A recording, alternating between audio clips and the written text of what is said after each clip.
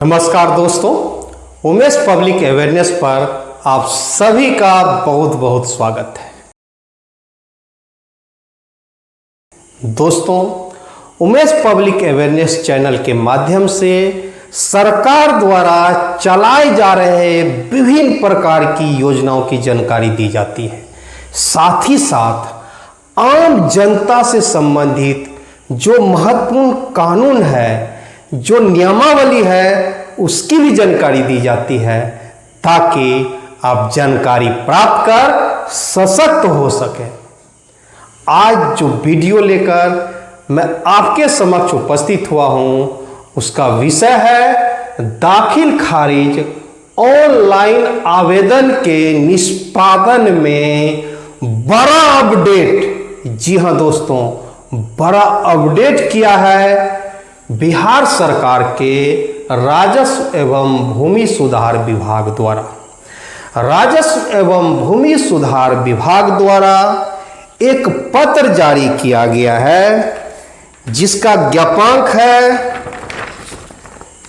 3010 दिनांक 12 अक्टूबर 2023।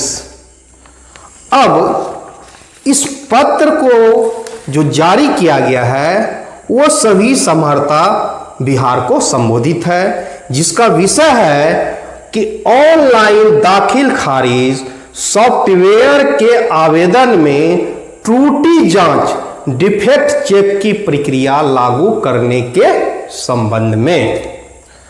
अब ये जो पत्र लागू किया गया है, जारी किया गया है, वह बिहार भूमि दाखिल खारिज संशोधन नियमावली 2020 में उपनियम 3A और 3B के प्रावधान के अनुपालन के आलोक में जारी किया गया है।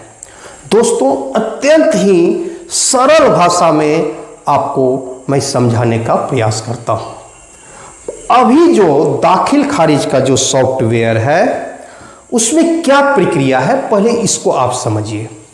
अभी आवेदक जब ऑनलाइन आवेदन करते हैं और जैसे ही आवेदन को फाइनली सबमिट करते हैं तो उसी समय आपको दाखिल खारिज वाद नंबर, म्यूटेशन केस नंबर आपको प्राप्त हो जाता है, कंप्यूटर जनरेटेड। अब ये आवेदन आपका सबसे पहले जो अंचल अधिकारी के कार्यालय में ऑपरेटर है उसके लॉगिन में जाता है। फिर उसके बाद ऑपरेटर जो है उसको अग्रसारित करते हैं, फॉरवर्ड करते हैं अंचल अधिकारी के लॉगिन में।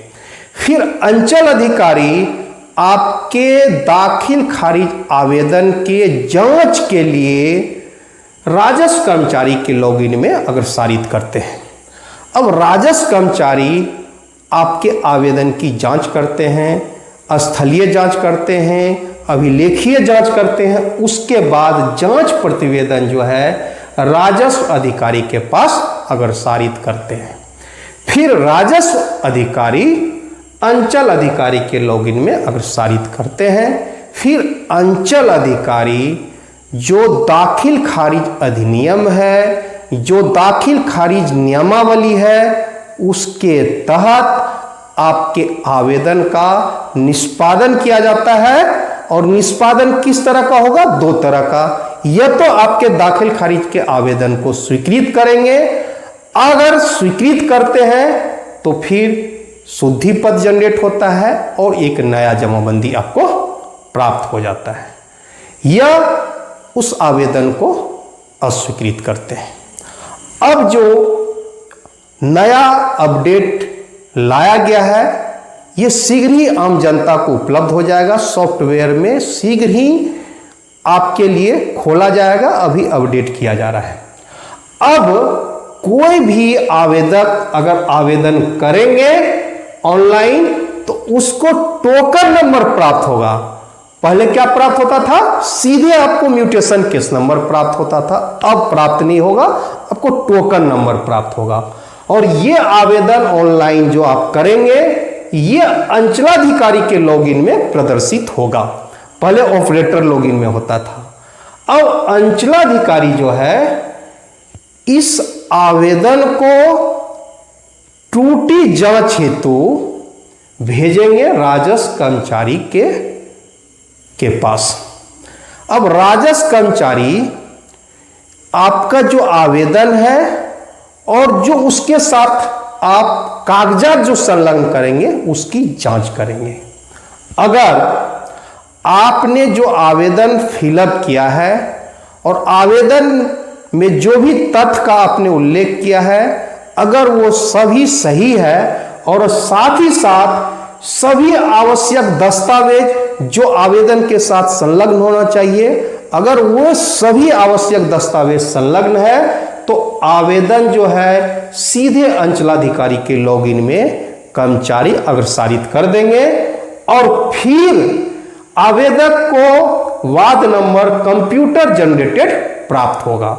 अब जब कर्मचारी जांच करके पूर्णतः भेज देते हैं कि हाँ सारा चीज सही है, तब आपको म्यूटेशन केस नंबर प्राप्त होगा।